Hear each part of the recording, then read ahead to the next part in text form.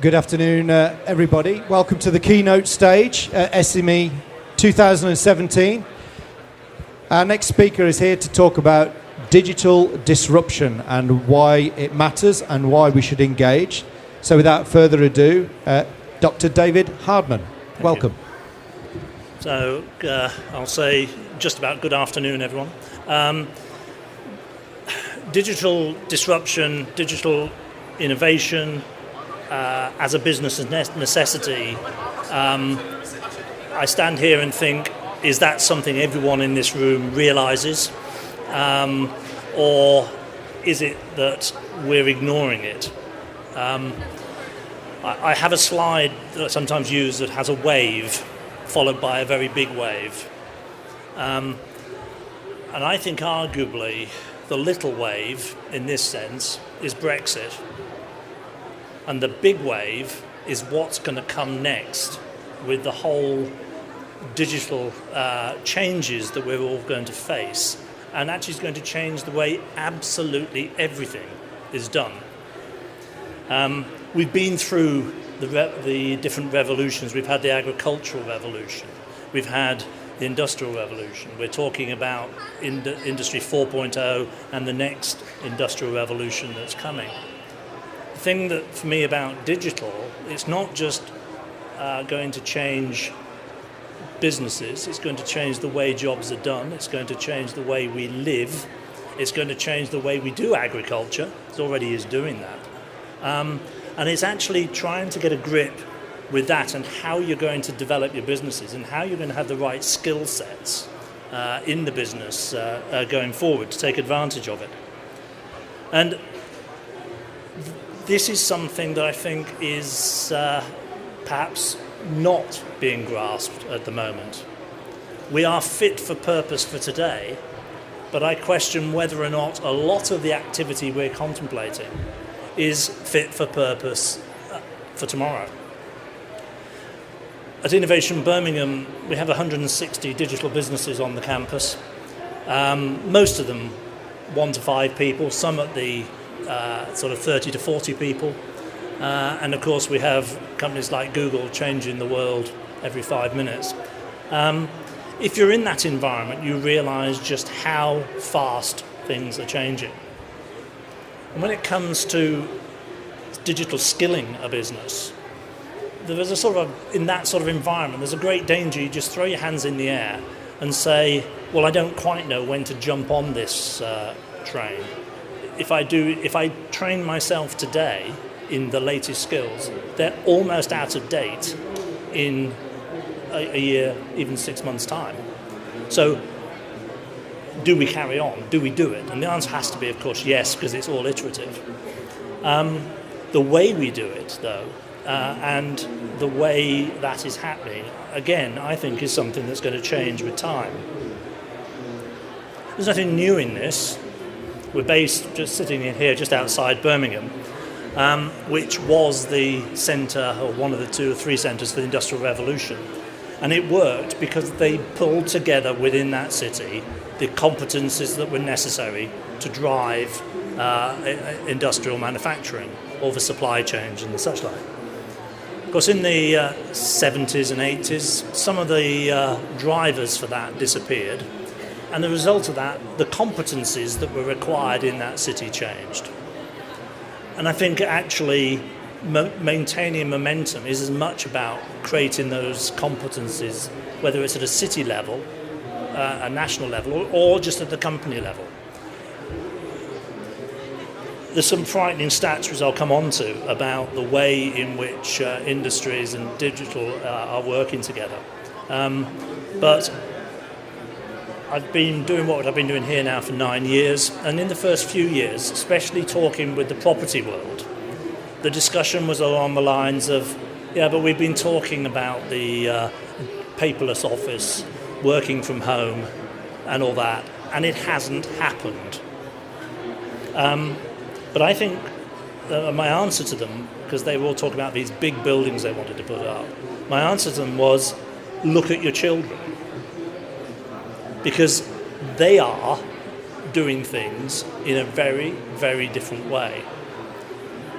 That social digital evolution that's gone on through the social media has changed the way they look at life. One of those people today on Facebook would have to fly to see 26% of their friends. Now, if you think of that, that's changing a whole range of way of thinking. First of all, defining the word friend. But secondly, also, the influences on their development by that sort of thing are so fantastic that it's a real opportunity. Digital is blurring sectors, and so all these activities that are focused around sector support, I think, will change to disappear. Data as the focus of value, so that the fridge you might get for free, but the supermarket will make their money because they will supply that fridge with everything you can possibly need, so that they keep that all going. And then, of course, globalization. At a touch of a button, you can be anywhere in the world in a microsecond these days. Whenever I put a picture of a person up, you usually have to put their name, but I doubt there's anyone in this room that doesn't recognize that face. And what he said in 1983, to me, is never more absolute than today. The future isn't what it used to be. And you can just look at the speed of change to do that. It's actually a huge opportunity in terms of the startup and the small business world. The ability to use open source software, to use web services, means that you can be mobile. You do not have to be located in a particular place. The cost of setting up a business today is cheaper than it's ever been. The other important thing about it is that connection with the consumer, and you can do it so much more readily, which means you can do things faster, better, cheaper. You can move because you're fleet of foot. You can pivot as a result of the latest data that you've come across. And it means that the small business can actually compete with the global brands in ways that would never have been possible before. So it's a huge opportunity if we're ready to grasp it. But if you look at some of the stats from the business world, 75% of business leaders believe their sector will fundamentally change by 2021. 77% of employees believe the way they're going to work will change in the next 3 years. And basically, 71% if we business leaders saying if we do not innovate, we'll die. The speed of that is the thing that I think we have to work that the digital is doing. It was all very well setting up a business a few years back, let's say 40, 50 years ago. Your business life had a good chance of being there for much longer. Today, getting going, succeeding and failing is a much faster process. So to remain relevant, then you have to innovate that much faster. And to be honest, I don't think we started yet. So if you look at what's coming next with machine learning, as computers start to exponentially get better at understanding the world, then it starts to revolutionize the way everything is done. Artificial intelligence will replace, I've seen figures from 50 to 80% of current jobs. And this isn't just manufacturing jobs or sort of low-end jobs. This is the accountants, the lawyers. These are people, whenever you need to assess data, this will change the way things are happening. It means that the car industry, which of course is crucial to this part of the world, now look at the digital businesses, the Teslas, the Apples, the Googles of this world, and by the way, including now Dyson, as their competitors of the future. So these are disruptive things. The other interesting thing is that as it says there, 65% of children in school today will be actually employed in jobs that don't yet exist. Now that, the interesting thing about that is how do you train the person for that job that you don't know yet exists. So something has to change there. The digital social revolution that's happened, it's only 10 years ago this year that the iPhone was launched. 7 years ago since the iPad was launched. And then all these businesses that you can see, which are now global names, have been in existence since 2003, 2004. And in Facebook's case, a population that is bigger than many, many countries. At 1.6 billion people using Facebook. You know, in such a short period of time, these things have revolutionized the way things are happening. And it comes back to that thing about the people that we're doing. There's all sorts of frightening stats out there. 50% of the average day is spent on media and communications. In other words, we watch the computer screen or the television screen more than we sleep. And you know, it would be interesting to show of hands who looks at what is the first moment you look at your phone in the morning, and what is the last time you look at it at night. And if you wake up at night, do you look at your phone? And the answer is quite a few people do. So we are a connected community, a collaborating community in terms of social sense. The interesting thing is how could we use that? How do we use that in the business sense going forward?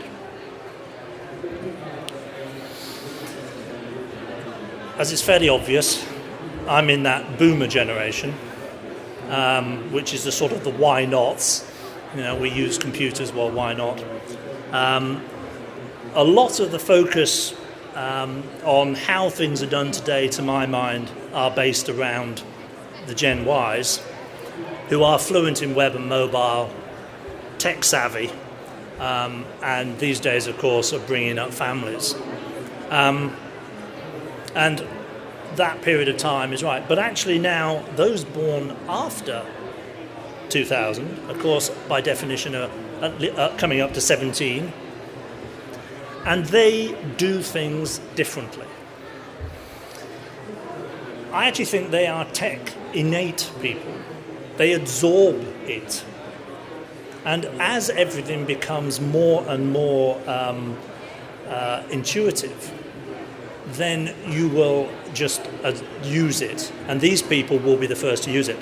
And there's a few in the audience who will get this one. The average 6-year-old has the same level of competence and knowledge in tech as the 45-year-old, according to Ofcom in 2014. And we have all done it. We've all passed the zapper, the TV zapper, or the remote control of one sort of another to our children to sort out the mess we've created on the recording systems. And yet, we don't start to think how that generation, who are now 17, who are about to come into the workforce, are actually engaging with the future. Too often, I sit in meetings talking about the digital impact of stuff, this digital disruption, and I look around the room and everyone's my age. You know, where are the 20-year-olds, the 15-year-olds? Why aren't we pulling them into these rooms to actually get them to tell us how it's going to be and move forward? SMEs grow 2 to 3 times faster if they embrace the digital economy.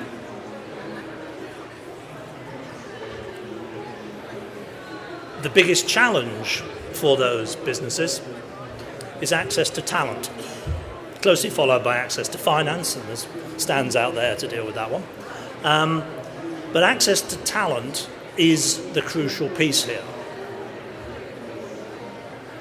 And it's not just tech.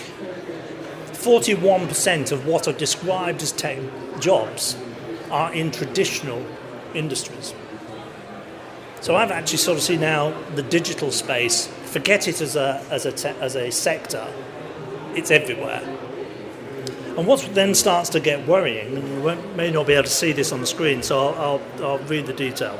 40% of small businesses with a turnover of less than $1 million do not have basic digital skills. 2/3 of all small businesses are investing no budget in digital skills. And these graphs here are about digital competence. Lloyds Bank did this report in 2016, comparing 2015 to 2016. And what's quite interesting is, the Midlands are doing okay in comparison to other places, not as good as some. But what was interesting, between 2015 and 2016, East Midlands went up by 9 points, the West Midlands by only 4 points. Now, if we are skilling for the future workforces that are going to be driven by digital, then something has to change. The way we are doing this needs to change. And my biggest call on that is the people who are going to have to change it are the businesses that want to take these employers on. They cannot expect all the people to come on into their workforce fully trained in the activities that they're going to need. Some other stats. I hope these numbers, certainly the top one, shocks you. 49% of businesses across the UK do not have a website.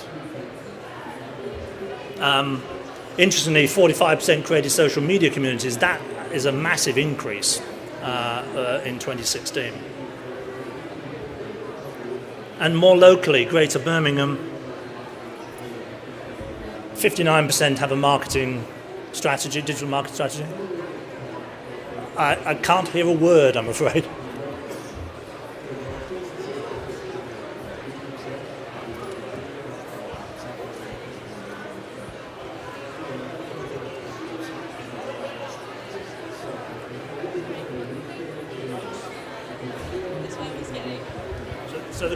So the question was, what type of businesses? This is a survey of all businesses. There's no sector involvement in this. Now, there is part of me says Darwinian selection here. If you don't have a website and you're not going to have one and you won't move into a digital world, then like the dinosaurs, you'll disappear. But when these are such high percentages, we've actually got to do something about this because we can't afford them all to disappear. 99% of businesses in this country are micro or SME businesses. So this is all fine. This is all looking very depressing. 1 in 4 of us have not kept pace with digital tech in our businesses to manage the core tasks within the business. So something has to change. Let's move on to the change piece. My background is as a microbiologist. So Darwinian evolution and selection has a completely different meaning to me in there. The survival of the fittest is absolutely crucial to this. And the survival of the fittest is at any one time in the prevailing conditions. So if you have a lack of skills for those prevailing conditions, then you will die if you can't find a way of doing something about it. And there's 3 examples here. You bring in the necessary skills from outside, you utilize connectivity, which is a possibility to work with remote skills, or you train up your own people. Bringing in the skills from outside, if we're looking at a city like Birmingham, that's fine for a point, because all these new businesses that are forming, you can bring people in to fill the jobs. All that's not doing anything for is the significant high percentage of unemployment in cities like Birmingham. So we need to find a way of skilling that workforce. This is a stat, and I don't know whether there are any university people in the room, but guys, you need to wake up.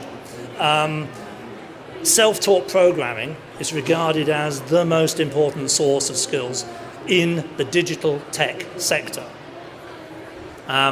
whereas 15.4 UK universities, although it rises to 26.8% for the local universities. And the reason for that is perhaps shown in the next slide, which is looking at unemployment in the STEM subjects out of university. And the light blue line on the top is computer sciences. In this digital world, that makes no sense whatsoever, other than they're not being taught the right stuff for industry. Either that, or a lot of people in these subjects are going into something completely different. But it's a constant thing. It's been back since over that 7-8 year period. Suggests to me, again, we're not getting it right. Part of the problem is the speed of change. It's quite easy to change something if you've got a 20-year period to do it under. Generational changes, which is really the political timeframes and the educational timeframes we're working to. What it means, though, is that if you are changing technology in a 0 to 5 year timeframe, then the teaching is falling further and further behind. 5-year-olds, 10-year-olds being taught today with the skill sets that are in the schools today, and the way they're being taught, the jobs that they're being trained for won't exist. And the obvious one on that is coding. The coding today is crucially important. There's a huge shortage of coders in this country, and certainly in this region. And that is regarded as one of the limiters. Microsoft launched in March of this year artificial intelligence that does basic coding. So my argument is, in 5 years' time, you will not need to code. Question: what is the point of teaching a 5-year-old how to code? Of course, there is an answer to that, which is an understanding of tech, which isn't a bad thing. But in terms of saying you need to code to get a job, I think people have just got to wake up and realise that isn't the case. There are, though, in the same way as we teach science, we teach science in two ways. For those who want to become scientists and research scientists, and those who actually need to exist in a society that's a technological world and needs to make informed decisions. So they need to understand the basics of genetics if they're going to possibly understand all the stuff that's coming in with the sequencing, DNA sequencing, and the medical applications and the medical choices that you will have to make. Well, to a certain extent, that's true also with the digital world as well. So yes, we'll need the specialists for programming and development of applications, perhaps less so as we go forward. We will need generic skills, and I don't mean just Word and Outlook, to be able to work in any job. It's those, but the thing that every industry requires is the literacy, the social and emotional skills that allow the individual, both in their daily life and their work life, to succeed. And that's not something that is being focused on in any way. So what we're going to do is disrupt this, and I think it's as much the business need to lead this disruption, to actually allow the next generation to grasp the opportunities. They've got to be trained in a different way, and it needs to be demand-led. And when I say demand-led, I mean industry-led. I mean, I talk about the businesses who are doing the next generation stuff, identifying what skills are required, and then getting involved in the process. I actually think it's a democratizing tool. 85% of the mobile phones in Birmingham are smartphones. So people are using this technology even in areas where there's a greater deprivation. So these digitally innate, if they are given the soft skills to sit around this, then can break that barrier that exists today, usually in donuts around the centres of cities. So it is a democratizing tool as well. There's a sort of a social good piece here, but there's also, it's an self-interested piece, because you've got to find a way of getting your next people into a job. Now, this is something we've been trying out with an FE college in Birmingham, Solihull College. And there's been a programme of work which has been extracurricular. So they're doing their course, and then for a few hours each week, they spend their time doing projects that industries have identified, and they are doing those projects and delivering for those industries. And they're being taught all the soft skills around project management, delivery, turning up on time, and all these other things. And what was fascinating is the pilot of 20, every one of them who completed that course, their overall scores across the rest of their training went up. These were kids who are not the ones going to university. They're the ones, though, who have been transformed by a program that's given them responsibility to develop. Now, what we want to do now is to take those students and put them into what we're calling their ID lab, where they become apprentices. Those apprentices are going to work with those corporates they were working with before, but also with the startups in our innovation centre. And it's quite interesting because, an example, we have a DJ who wants to get into grime music. Well, she's into grime music. I didn't even know what grime music was. But she wanted to link the performer with the producer with the DJ using app-based stuff. Now, she didn't know how to write apps. But what we've done is put one of those students with her to actually do the coding for her, develop the app. Now, he's creating an opportunity for himself there as a potential employee of this business, but has also gained all the skills necessary to work out how to take an idea through to market. Now, this is completely scalable. So the course that's just started now will have 200 people on it this year. They can't all come to our centre, but there are 5 science parks in the West Midlands, and the idea is I want to see how we can set up these labs in the different places. And the apprenticeship levy is the way to fund this. Working with corporates who have got too much, their levy is too difficult to spend, working with the SMEs who can take advantage from the levy to actually start something different. The final point, though, I want to make comes back to this issue as we can't wait for others to do it. So there are various ways in which a cluster is driven. And to my mind, in the Midlands, those clusters have been driven too much by the public sector.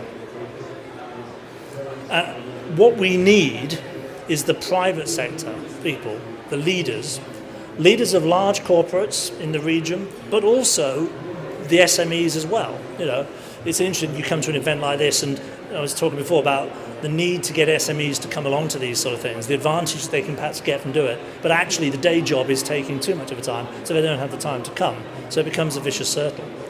But when it comes to people, if these businesses do not engage, they will not find the staff to actually grow their businesses. Digital is a huge opportunity that can be very, very easily missed. And you can see what's going on in the Google Garage there and that sort of stuff. My understanding of what they're teaching is a pretty base level, and possibly explains why 49% of the businesses in the UK do not have a website. Those, though, to my mind, are the dinosaurs that are going to get flattened by that wave that's about to hit us. Thank you for listening.